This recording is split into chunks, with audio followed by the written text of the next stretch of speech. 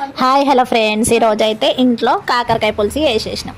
అయితే పండుగాడికి ఏమో అది నచ్చదు, అసలు వాడు ఎప్పుడు తినడు కాకరకాయ. ఎంత అలవాటు చేద్దామన్నా ఇంకా ఎగ్ రైస్ చేయమ్మా అంటే ఇంకా సరేలే అనేసి ఇంకా ఆఫ్టర్నూన్ అయితే ఎగ్ రైస్ చేస్తున్నాను అనమాట. వాళ్ళ కోసం నా స్టైల్లో ఎలా ఉంటుంది ఏంటనేది కూడా ఈ వీడియోలో చూసేయండి. అయితే ఫస్ట్ అయితే ఒక 2 ఎగ్స్ తీసుకున్నా. సేమ్ మనం బయట ఎలాగా స్ట్రీట్ స్టైల్లో ఎగ్ రైస్ ఉంటుందో అలాగే చేస్తున్నా. కాకపోతే కొన్ని డిఫరెన్స్ అంటే ఏంటంటే, ఇంతకుముందు సోయా సాస్ అవన్నీ కొనుక్కొచ్చినాం కానీ ఎట్లా వాడలే కదా అని పడేసినాము. దీంట్లో అవన్నీ అయితే యాడ్ చేయలేదు.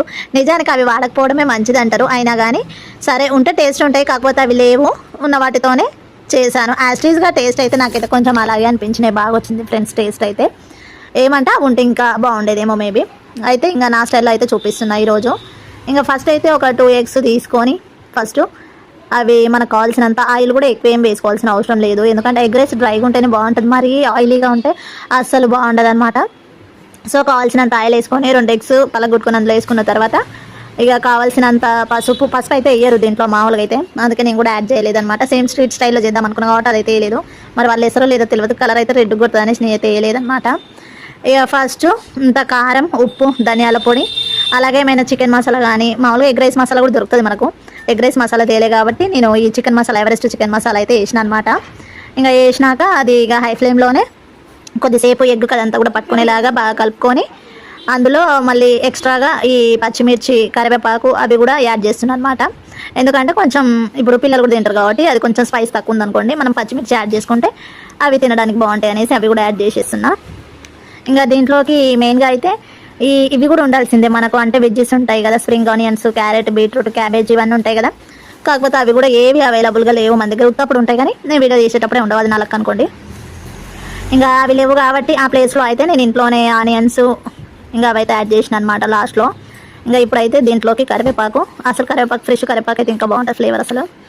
ఇక కరివేపాకు అవన్నీ వేసేసుకొని కలుపుకున్న తర్వాత ఇంకా రైస్ ఆల్రెడీ నేను 2 ఎగ్స్ వేసిన కాబట్టి 2 మెంబర్స్కి కావాల్సినంత ఎగ్ రైస్ అయితే చేసిన అనమాట. ఎందుకంటే మళ్ళీ మనం రైస్ ఎక్కువ వేసినా కూడా ఫ్లేవర్ అయితే అంత రాదు, అందుకని చెప్పేసి ఇంకా 2 మెంబర్స్కి చేసిన.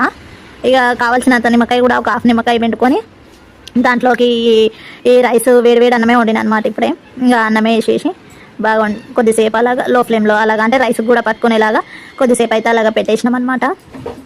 ఇంకా లాస్ట్లో ఓన్లీ ఆనియన్స్ గార్నిషింగ్ కోసం, అంటే టేస్ట్ కోసం కూడా ఇవి చూస్తుందకనే కాదు, గార్నిషింగ్ అనే కాకుండా టేస్ట్ వైజ్ అయినా ఈ కొత్తిమీర, కరివేపాకు ఇవన్నీ కూడా మనం పడేయకూడదు, తింటే బాగుంటాయి.